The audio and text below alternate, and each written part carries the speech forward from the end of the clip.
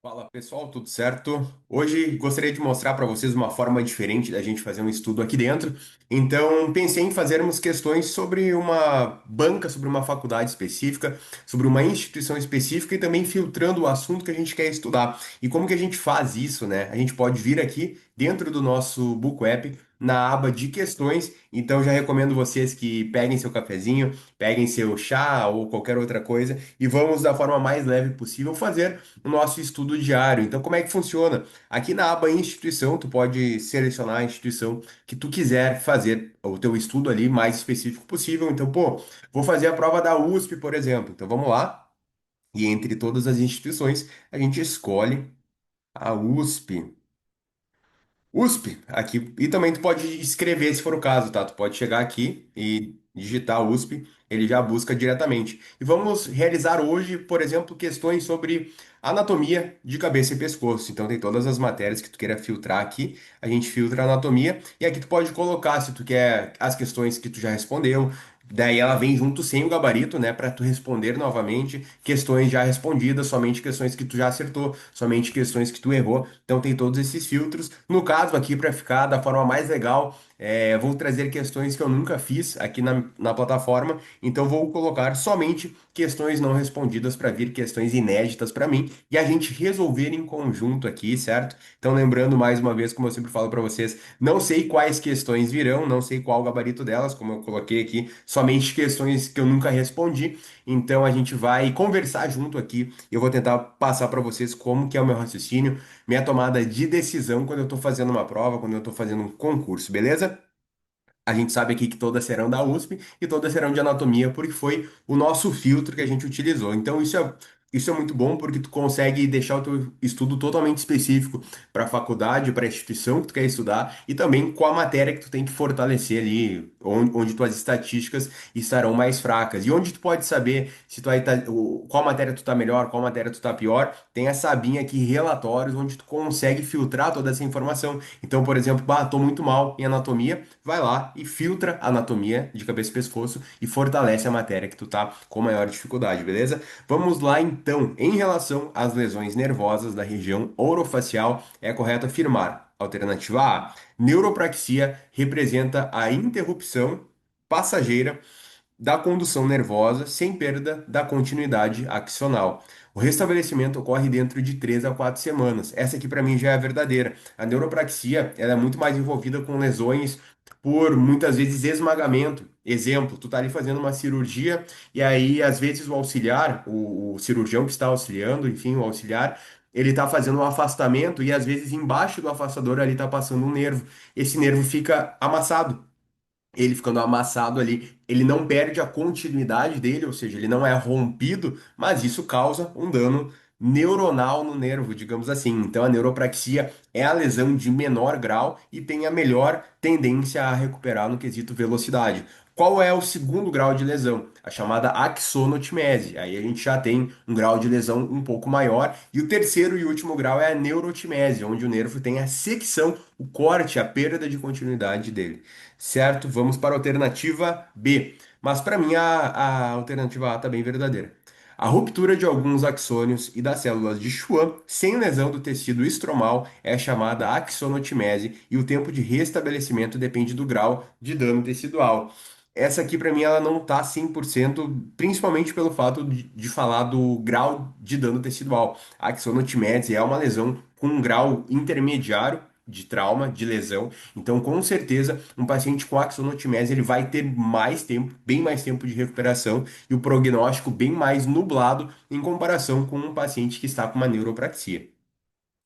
C. O completo rompimento do tronco nervoso é denominado neurotimese, correto. E a reconstituição espontânea ocorre dentro de 3 a 4 semanas. Com certeza não, né? Inclusive, muitas vezes, para que tu consiga proporcionar um bom resultado de recuperação de uma neurotimese, o paciente tem que passar por uma microneurocirurgia. O nervo, ele foi cortado, pensa que o nervo foi seccionado totalmente. Então, idealmente, tu tem que tentar reaproximar os cotos desse nervo, fazer uma microneurocirurgia, ressuturá-los. Muitas vezes é necessário o nervo ali encurta, é necessário tu fazer enxerto de nervo entre os cotos que foram seccionados, por exemplo, nervo sural, que é um nervo que é muito utilizado, por exemplo, para fazer esses tipos de microneurocirurgia. Então, não é algo que volta em 3 a 4 semanas e o prognóstico é o mais difícil de todas as condições.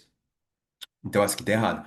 A D. O completo rompimento do tronco nervoso é denominado axonotimese. Aqui tá errado já. O completo rompimento é denominado neurotimese. E a reconstituição espontânea é frequente? Com certeza não também, né? Imagina um nervo tá cortado, tá distante, um coto do outro, uma partezinha do outro. Como é que ele vai espontaneamente se juntar? É muito difícil. E é importante saber também que com esses cortes é muito comum acontecer na ponta, onde tu cortou cada nervo, uma coisa que a gente chama de neuroma, neuroma de amputação. Acaba formando o corpo ali na tentativa de regenerar, ele começa a proliferar um tecido nervoso junto com um tecido fibroso junto, e aí forma um neuroma, uma massa desordenada, que via de regra ali para que tu consiga fazer a junção de novo dos nervos, tu tem que remover adequadamente esses neuromas, expor certinho os fascículos e conseguir uni-los da melhor forma. Idealmente também lembrando que o nervo, a gente olha o nervo, mas ele é muito parecido com aqueles cabos de internet, com aqueles fios de. Tipo esse meu fio do notebook aqui. Eu olho o nervo externamente dessa forma, mas se eu cortar esse fio aqui, dentro vai ter vários fiozinhos. O nervo é da mesma forma, ele tem vários fascículos, vários fiozinhos dentro dele. Então, idealmente, quando tu vai fazer uma microneurocirurgia, quando tu vai ressuturar um nervo, tu tem que no mínimo dar 3 pontos. Porque 3 suturas. Por quê? Porque se eu der só 2 suturas, eu acoplo o nervo ali, só que o nervo com 2 suturas ou uma, ele pode girar, e esse giro pode fazer com que os fascículos internamente no nervo acabem se desacoplando. Então, com 3 pontos no mínimo, com 3 suturas, eu consigo fazer com que o nervo fique muito mais estável, proporcionando um contato mais íntimo entre os fascículos para que eu tenha uma boa recuperação.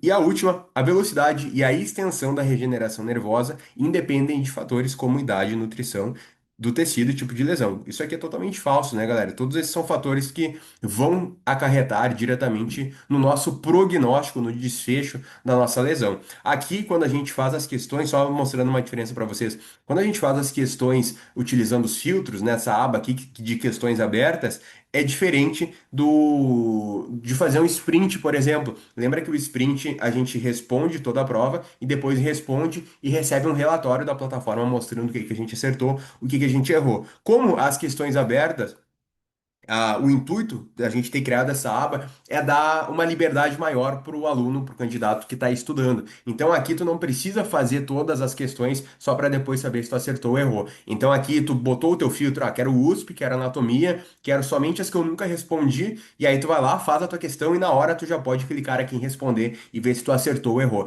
Então o objetivo das questões abertas é exatamente isso, é te dar liberdade. Então tu tem no Book a Prova as faixas de provas, onde tu vai seguir as questões que a gente pré-definiu. É uma jornada, é uma trilha do mais básico ao avançado.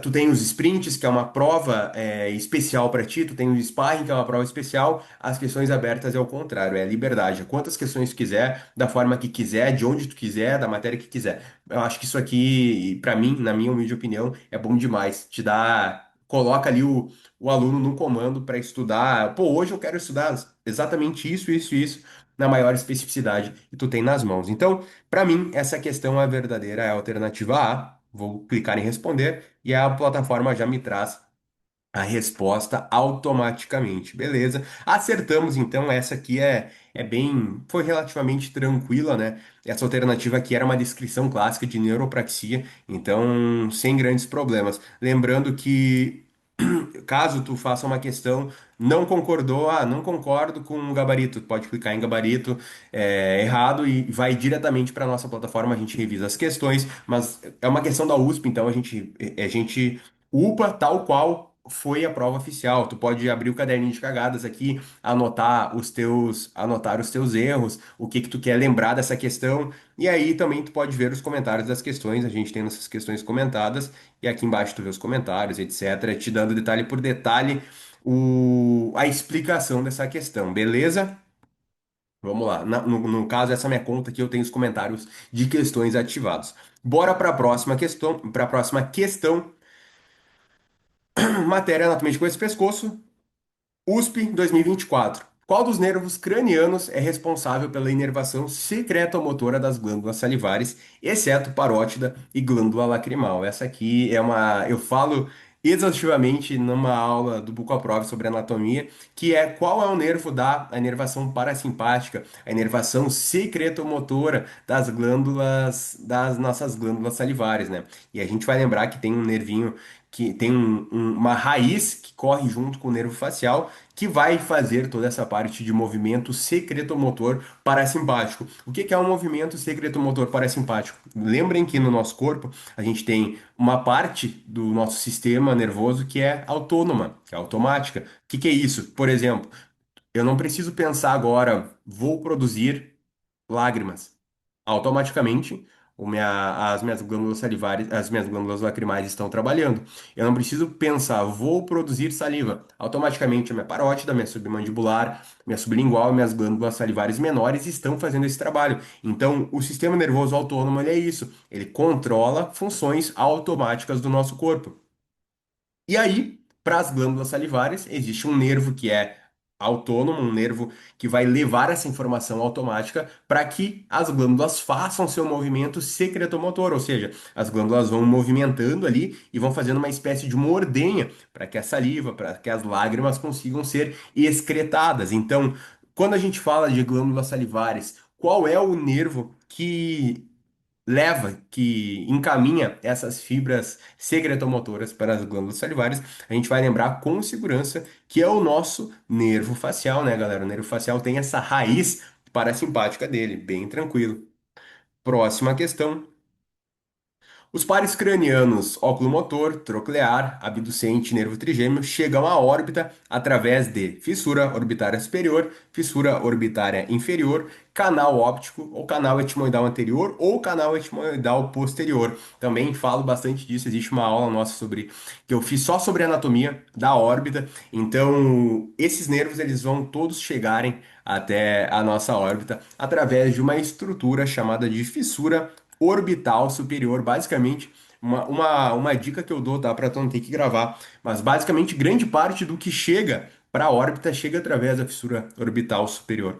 A fissura orbital inferior e o próprio canal óptico passam bem menos coisas através deles. Então, bom, tu pega uma questão que diz par craniano, tipo assim, um par craniano, dois pares cranianos, três, quatro, várias coisas chegando ao mesmo tempo, tu já pode ter pode deduzir que tu está frente a estruturas que passam pela fissura orbital superior, que com segurança é essa a nossa resposta.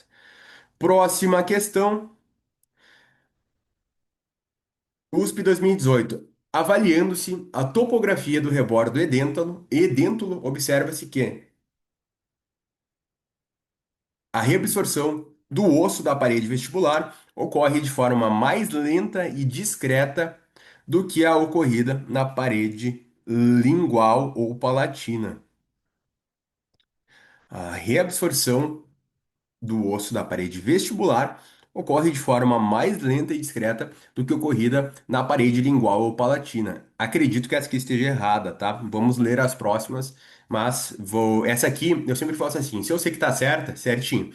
Se eu sei que tá errada, X, já risco. E se eu fico meio às vezes me falta alguma convicção, eu deixo um tracinho para ler ela depois novamente. As paredes externas da porção remanescente do processo alveolar são compostas por osso medular. Essa aqui tá errada, né? As paredes externas do processo alveolar são compostas principalmente por osso cortical, aquele osso mais forte. O osso medular a gente encontra geralmente na parte mais interna do nosso osso. A C. A tábua óssea, essa aqui tá errada, convicta, a B para mim. A tábua óssea vestibular é mais espessa quando comparada à tábua óssea lingual ou palatina. Mas geralmente não, tal. Geralmente a tábua lingual ou palatina ela é mais espessa. Tanto que muitas vezes a gente vê o padrão de reabsorção tá aqui por vestibular e aqui por lingual, vai reabsorvendo muito mais por vestibular. E aí fica um padrão em lâmina de faca direcionado, angulado para palatina, para lingual, porque é um osso que reabsorve, acaba, a tábua lingual acaba reabsorvendo mais tarde.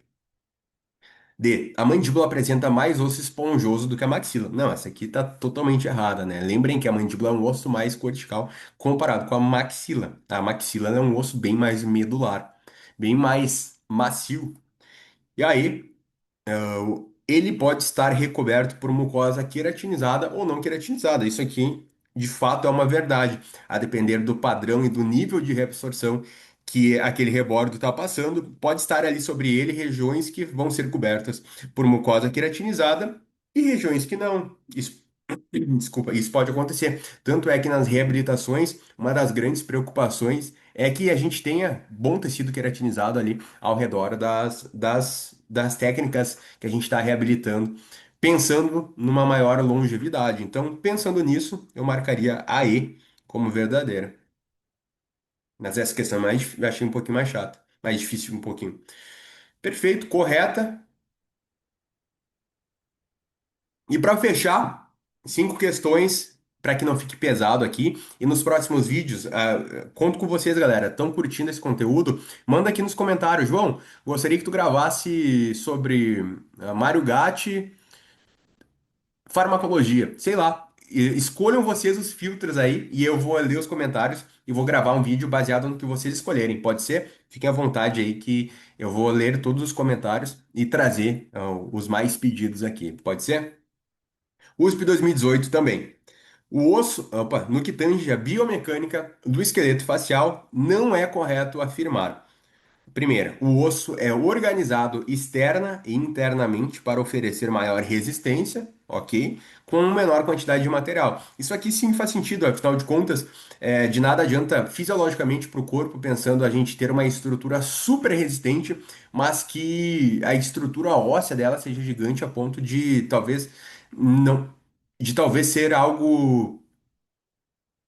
O osso ele não pode ser algo compacto, uma placa de mármore, digamos assim, super resistente e duro, mas com uma biomecânica não tão boa assim para a pessoa, digamos assim. Então, sim, o osso, ele fisiologicamente ele é pensado com pilares, com zonas de resistência, para que ele seja muito forte com a menor quantidade possível de osso, de material ali, certo? Então, isso aqui de verdade, de fato, é verdadeiro. B. As forças determinam secundariamente a forma do osso. Isso aqui é verdadeiro também. É a questão da famosa matriz funcional de Mohs. Muito da forma do osso, de como ele é, de como é o nosso desenvolvimento crâniofacial, depende intrinsecamente da nossa produção, do nosso desenvolvimento, mas também de estruturas anexas ao osso. O músculo, o ligamento, tudo isso aí vai induzir também, vai ditar parte do crescimento, parte do nosso desenvolvimento craniofacial. Então, tudo isso é importante. Desde o fato da gente respirar pelo nariz, por exemplo, quando a gente é criança. Aqui um exemplo clássico da matriz funcional de Mohs. Quando uma criança passa grande parte da infância dela, do período de desenvolvimento, fazendo respiração pela boca, vocês vão perceber que o paciente respirador bucal, ele tem um perfil, ele tem uma face muito característica. Ele fica com treje, com características ali muito marcantes, o olhinho mais caído, a boquinha entreaberta, muitas vezes o céu da boca ogival, mais profundo, porque tudo isso aí está diretamente ligado com forças extrínsecas de respiração bucal que foram instituídas em cima desse paciente, fazendo com que o desenvolvimento facial dele fosse alterado. Então, eu trago isso para vocês esse exemplo clássico para entenderem que a nossa face, ela não é como ela é intrinsecamente, digamos assim. Ah, eu passei a carga genética para Bela junto com a Jéssica, nossa filha, e aí ela vai desenvolver daquele jeito. Ok, a nossa carga genética vai predispor quais serão as principais características dela, mas parte desse desenvolvimento craniofacial dela vai depender de coisas extrínsecas que estarão ali trabalhando na matriz funcional de Mohs para que juntando tudo isso, a parte genética com a parte fenotípica, digamos assim, a parte externa, juntando, vão se converter nas nossas características. Então, é basicamente dessa forma. O osso é mais fraco sob pressão do que sob tração. O osso é mais fraco sob pressão do que sob tração. Essa aqui é falsa. O osso ele é muito mais resistente sob a pressão. Para mim, essa aqui é a incorreta, que é o que a questão pede. Os pilares maxilares são o canino, zigomático e pitérgo maxilar. Ok, são pilares realmente da nossa maxila. E aí, as trajetórias mandibulares são a marginal, a temporal e a alveolar. Perfeito, também são trajetórias da nossa mandíbula. Vamos ver essa questãozinha também um pouco mais elaborada, mas vamos ver como fomos. Resposta correta, então. Dessa forma, a gente fez aqui 5 questões da nossa querida USP sobre anatomia de cabeça e pescoço. Então, para o vídeo não ficar muito longo, vou deixar por aqui. Peço para vocês, galera, se curtiram, deixa aquele like, mas o principal, deixa um comentário me dando feedback e pedindo já para as próximas. João, faz da UERJ conteúdo de cirurgia ortognática. O filtro que vocês pedirem, eu vou trazer aqui, beleza? Então, espero vocês na próxima. Se inscrevam no canal que eu tô produzindo bastante conteúdo aqui pro YouTube para que vocês não fiquem de fora. Se inscrevam e diretamente a notificação aparecerá para vocês assim que eu postar algum vídeo, beleza? Ótimos estudos para vocês. Grande abraço, até a próxima. Valeu, tchau, tchau. Fala pessoal, voltei só para trazer uma informação importante aqui da nossa prova. E quando vocês estiverem estudando em alto nível, fazendo muitas questões, muitas vezes vocês vão repetir, vão fazer questões repetidas que vocês às vezes nem lembram, porque imagina no universo de fazer 5.000, 10.000, 15.000, 20.000 questões, vocês estão sempre exercitando, fazendo questões novas mas nada impede de numa prova ou outra aparecer uma questão que vocês já fizeram. Nesse caso aqui, eu filtrei somente como questões não respondidas, questões que eu nunca fiz aqui na plataforma, que eu não conhecia essas questões. Mas olha só que interessante. Se hipoteticamente eu tiver essas questões eu já tivesse feito, tu pode clicar aqui em respostas anteriores e a plataforma vai mostrar para ti quando que tu fez essas questões e se tu acertou ou tu errou. Então, por exemplo, ó, essas questões hoje 3/6, de 25 a 1h41, o horário que a gente fez a nossa prova. De todas as outras também. Vai estar todas 3/6 no nosso horário, porque foi hoje, né, que eu fiz a prova. Essas questões eu nunca tinha feito. Mas qual que é o intuito disso? Digamos, tu tá resolvendo questão ali, e aí algumas dessas questões tu já tenha feito. É importante tu utilizar isso aqui para ver se tu já acertou essa questão ou se tu já errou, para realmente acompanhar o teu crescimento, principalmente se tu já errou essa questão e depois tu acaba acertando ela, ou vice-versa, imagina, tu já acertou essa questão, mas hoje tu foi fazer ela e acabou errando uma questão que, de fato, tu já sabia sobre ela. Então, por que que isso aconteceu? Será que faltou atenção? Será que tu esqueceu alguns conceitos? Será que tu tem que revisar essa matéria um pouco mais? Então, a gente criou essa ferramenta aqui no Buco App exatamente para isso. Infelizmente, eu não consegui aqui aparece só a data de hoje, que foi a primeira vez que eu fiz essas questões, mas para vocês saberem já, quando estiverem fazendo várias e várias e várias questões, sempre acompanhem o histórico de respostas para ver como que vocês estão indo, se vocês estão acertando coisas que vocês um dia não souberam, se hoje está bem fixado aquele conteúdo na cabeça de vocês, ou até mesmo o contrário, vocês sabiam sobre isso, mas por talvez uma falta de revisão, ou um esquecimento, ou uma falta de atenção, hoje tu errou uma coisa que já esteve como correta na tua cabeça, beleza? Só queria mostrar esse detalhe para vocês aí, agora de forma oficial. Finalizo o vídeo aqui, certo, pessoal? Grande abraço, ótimos estudos. Valeu, tchau, tchau.